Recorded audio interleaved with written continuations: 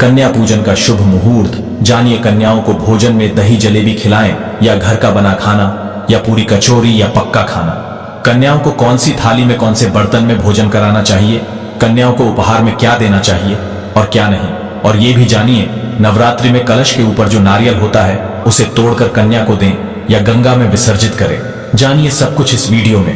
पर चाहे कुछ भी हो जाए, कन्याओं को ऐसा खाना तो गलती से भी मत खिला देना, पूरा परिवार बर्बाद हो जाएगा, व्रत टूट जाएगा, 9 दिन की सारी मेहनत पूजा पाठ का फल व्यर्थ चला जाएगा। साथ ही साथ जानिए किस उम्र की कन्याओं को देवी का स्वरूप माना जाता है। आज का वीडियो बहुत ही सुंदर है, लाइक करें और खूबसूरत वीडियो का लुत्फ उठाएं। दोस्तों, दुर्गा अष्टमी के इस पावन पर्व यानी नवरात्रि को 9 देवी अर्थात 9 कन्याओं को समर्पित है। कन्या पूजन करने से हमारे समस्त पाप कष्ट पीड़ा पितृदोष राहु दोष मंगल दोष सब दूर होते हैं। आपको बता दें, इस बार माता रानी पालकी की सवारी पर पृथ्वी लोक पर आ चुकी है और हर घर में भ्रमण कर रही है और भक्तों के कष्टों को दूर करेंगी। जब जब माता रानी पालकी पर सवार होकर आती हैं, तब धरती पर फूल खिलते हैं और फसल अच्छी होती है तथा हरियाली की उत्पत्ति होती है और जीवन शुद्ध गंगा जल की तरह पवित्र हो जाता है। इस समय के नवरात्रि बहुत ही खूबसूरत, दुर्लभ और अत्यंत मंगलकारी माने जा रहे हैं। इस बार शारदीय नवरात्रि 3 अक्टूबर दिन गुरुवार को शुरू होकर और इसका समापन 11 अक्टूबर दिन शुक्रवार को होगा। ऐसे में 12 अक्टूबर दिन शनिवार को दुर्गा विसर्जन भी होगा। दोस्तों, नवरात्रि की अष्टमी और नवमी तिथि पर कन्या पूजन का विशेष विधान है। इस बार महाअष्टमी तिथि एक ही दिन पड़ रही है, यानी कि 11 अक्टूबर दिन शुक्रवार को। ऐसे में अष्टमी और नवमी एक ही दिन पढ़ने के कारण यानी 11 अक्टूबर दिन शुक्रवार को कन्या पूजन पढ़ने के कारण बहुत ही शुभ और पवित्र दिन हो गया है। इस समय आप कन्या पूजन अवश्य ही करें। अष्टमी और नवमी एक ही दिन पड़ रही है, जो कि विशेष फलकारी होने वाला है। माता वैष्णो रानी की कृपा, मां जगदम्बा की कृपा आपको मिलने वाली है। आइए अब जानते हैं कन्या पूजन का शुभ मुहूर्त। शुभ मुहूर्त में कन्या पूजन करने से अलौकिक धन की प्राप्ति होती है, बल बुद्धि विद्या की प्राप्ति होती है, माता का आशीर्वाद विशेषकर भक्तजनों को प्राप्त होता है। कन्या पूजन का मुहूर्त है 11 अक्टूबर को। कई शुभ मुहूर्त भी कन्या पूजन के लिए बन रहे हैं, जिसमें ब्रह्म मुहूर्त सुबह 4:40 से लेकर 5:29, तो अभिजीत मुहूर्त 11:43 से लेकर 12:30 तक रहेगा। विजय मुहूर्त 2:03 से लेकर 2:49, तो इसके अलावा गोधूली मुहूर्त 5:55 से लेकर 6:19 तक रहेगा। इस मुहूर्त में आप कन्या पूजन कर सकते हैं। 3 अक्टूबर से शारदीय नवरात्र शुरू हुए थे और 11 अक्टूबर को समाप्त होंगे। शास्त्रों में 9 दिनों के नवरात्रि को बहुत ही शुभ और मंगलकारी माना जाता है और वही 8 दिनों की नवरात्रि को अच्छा नहीं माना जाता।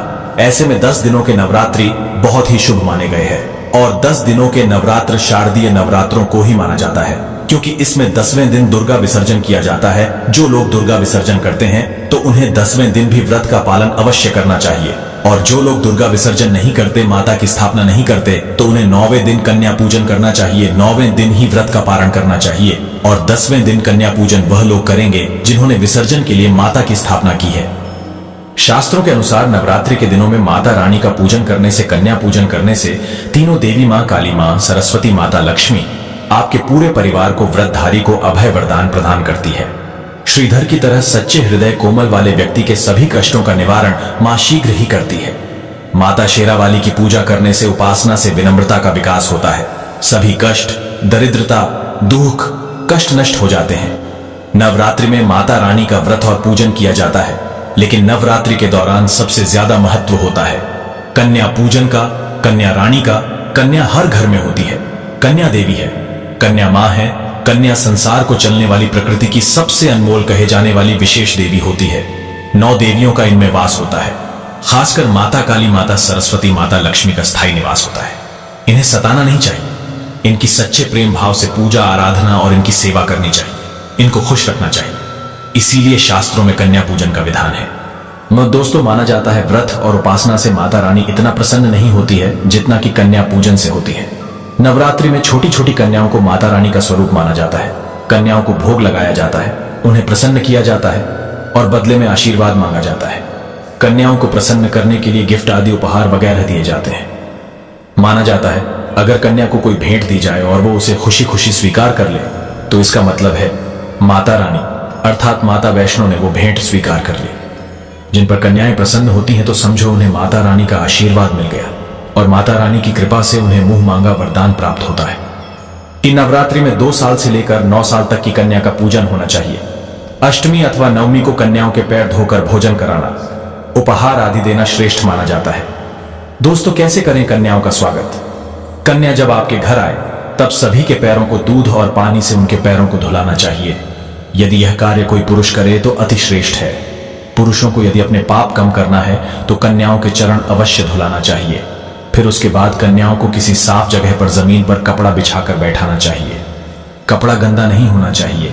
अक्सर लोग गंदा कपड़ा ही बिछा देते हैं, इससे आपका व्रत टूट सकता है। उनके माथे पर अक्षत, फूल और कुमकुम लगाना चाहिए। फिर उसके बाद भोजन ग्रहण करवाना चाहिए। लेकिन हमेशा याद रहे, कन्याओं की थाली में 3 पूरियां कभी ना रखें, इसे शुभ नहीं माना जाता। 3 पूरियां तथा 3 रोटियां मरने वाले व्यक्ति के लिए निकाली जाती हैं और जेल में कैदियों के लिए दी जाती है। ऐसे में कन्याओं को उनकी थाली में 3 पूरी कभी ना दें, लेकिन 1-2 करके पूरियां दे सकते हैं। इससे 3 संख्या बढ़ जाती है। दोस्तों, कन्याओं को खाना खिलाने के बाद अंत में कन्याओं के सर पर लाल चुनरी उड़ाना चाहिए और भोजन में आपको खीर, पूड़ी, हलवा, चना तथा आलू की सब्जी, छोले वगैरह की सब्जी खिलाना चाहिए। पनीर आदि भी खिलाया जा सकता है, लेकिन भूल से भी लहसुन और प्याज का इस्तेमाल कभी ना करें, अन्यथा अनर्थ हो जाएगा। क्योंकि हमने शुरू में ही बताया है कि कन्याओं में माता लक्ष्मी, माता सरस्वती और माता काली का स्थान होता है। इसीलिए लहसुन प्याज उनकी थाली में ना परोसे, क्योंकि इस दिन माता जागृत अवस्था में होती है। अक्सर कई लोग कभी कभी ज्यादा ओवर स्मार्ट हो जाते हैं। वे कन्याओं को कुरकुरे का पैकेट, चिप्स वगैरह का पैकेट खिलाते हैं, जो कि घोर अनर्थ माना जाता है, क्योंकि इसमें लहसुन प्याज का इस्तेमाल होता है, जिसके कारण आपका व्रत खंडित हो सकता है। मां दुर्गा क्रोधित हो सकती है।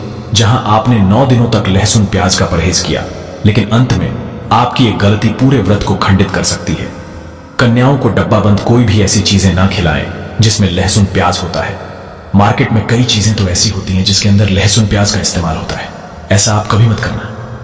दोस्तों, कई लोग कन्या पूजन में खाना घर पर नहीं बनाते और मार्केट से रेडीमेड लाकर ही खिलाते हैं तथा दही जलेबी खिलाते हैं, जो कि शुभ नहीं माना जाता। भले ही आप दही जलेबी खिला सकते हैं, परंतु माता को घर का बना हुआ शुद्ध भोजन ही अति प्रिय है। खासकर नवरात्रों के दौरान घर में पक्का खाना अवश्य बनाना चाहिए। माता रानी बहुत प्रसन्न होती है। घर का बना पक्का खाना ही कन्याओं को खिलाना चाहिए। हमेशा याद रखें, कन्याओं को प्लास्टिक के बने दोने में खाना नहीं खिलाना चाहिए। ऐसे बर्तन पूजा पाठ के लिए शुद्ध नहीं अशुभ होते हैं। कन्याओं को हमेशा स्टील के बर्तन या पत्तों से बने बर्तनों में ही भोजन कराना चाहिए। मार्केट में पत्ते भी मिलते हैं। पत्तों की बनी जो थाल होती है, थालियां होती हैं, बहुत सस्ती मिलती है। 5 रुपए 10 रुपए में एक पीस बड़ी आसानी से मिलते हैं, बहुत ही शुभ माने जाते हैं। पत्तों के बर्तन जो प्लास्टिक के बर्तन होते हैं उससे तो सस्ते मिलते हैं। पत्तों के बर्तन और शुभ और मंगलकारी भी माने जाते हैं। देवता इसी में भोजन ग्रहण करते हैं। दोस्तों, भोजन कराने के बाद कन्याओं की थाली में एक लौंग जरूर रखना चाहिए, क्योंकि लौंग देवी शक्ति तथा दुर्गा मां को बहुत प्रिय है। लौंग माता शक्ति का प्रतीक होती है। लौंग में नव दुर्गा का वास होता है। इन 9 दिनों में माता रानी को लौंग का भोग ही लगाया जाता है। इसीलिए कन्याओं को थाली में चुपचाप एक लौंग जरूर रख दें, आपका भाग्य चमक जाएगा।